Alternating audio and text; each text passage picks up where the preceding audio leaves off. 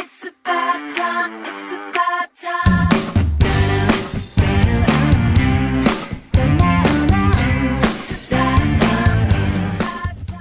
Well, hello and welcome to this week's vlog. Now, apologies that it's taken a while to get this one to you. I was going through your wonderful Get Involved entries for the meaningful object that's going to appear in one of the parcels that's sent to Anna in book 7.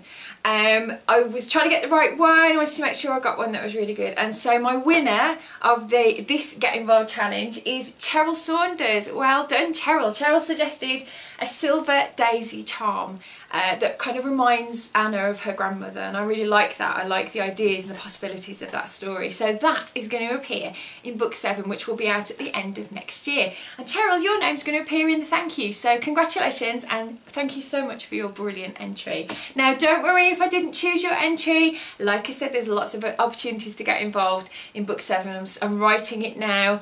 I have until the start of October to get it written, so we've got lots of opportunities. So your next Get Involved challenge is this. Anna lives across the hall in her apartment from a guy who's originally from Yorkshire. His name is Jonah. He's a lovely chap. He's moved down from Yorkshire to the city to be a cameraman.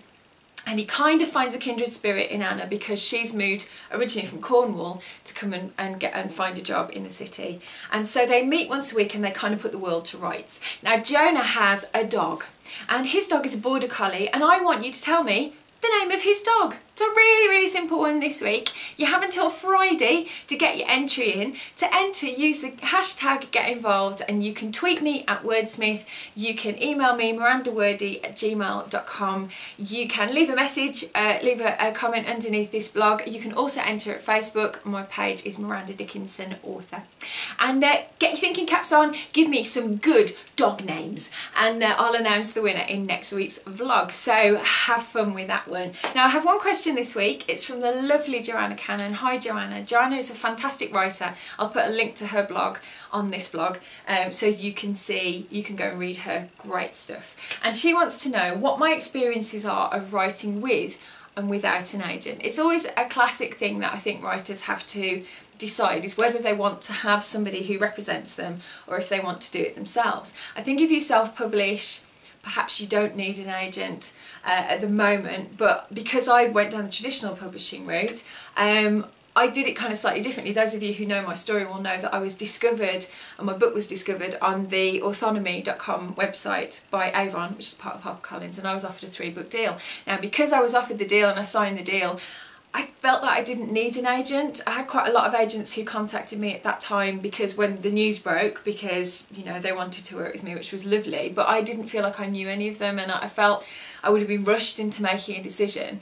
So I didn't actually have an agent for the first 3-4 years that I was writing professionally. That worked for me at the time. It worked really well. I have to say there's a difference, because I signed 2 3-book deals, and then those of you who've been following my vlog will know that I've just signed a deal with Pam Macmillan for next year, which is they'll be the people that are publishing book 7. And this time I did it with an agent.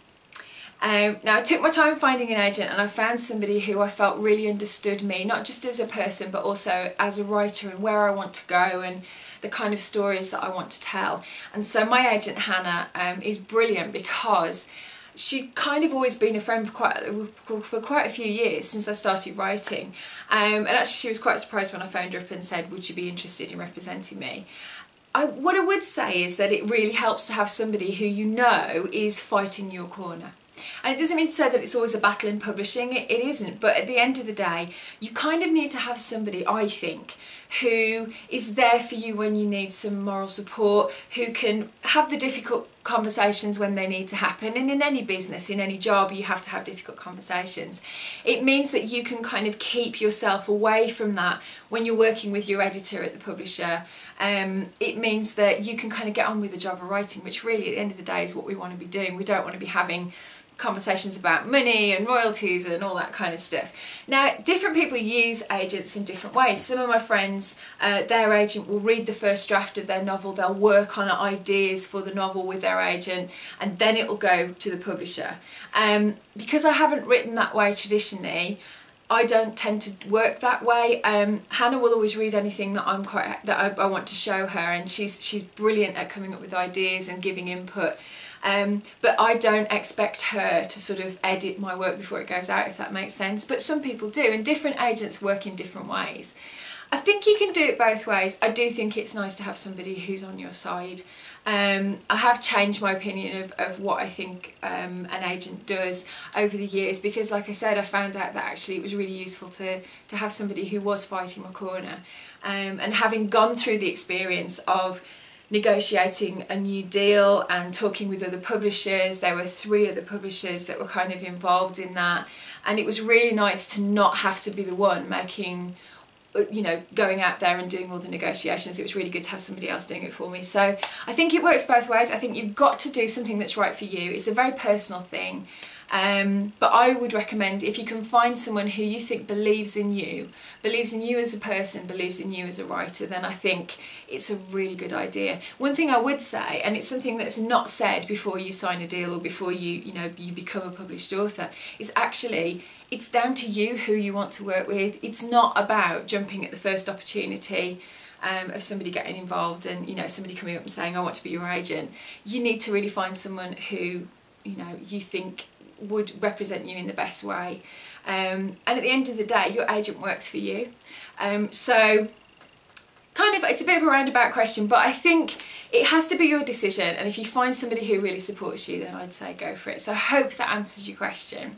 So there we go this week. Get me your names of Jonah's dog in by Friday of this week, please, because then I'm going to announce the winner in next week's vlog. And also, what do you want me to answer? What questions would you like me to answer? If you've got a question for me, you know what to do. You can tweet me, you can leave it on my Facebook page, you can put a comment underneath this vlog, and I'll try and answer it for you next time. So until then, have a great week, and I'll see you soon. Bye.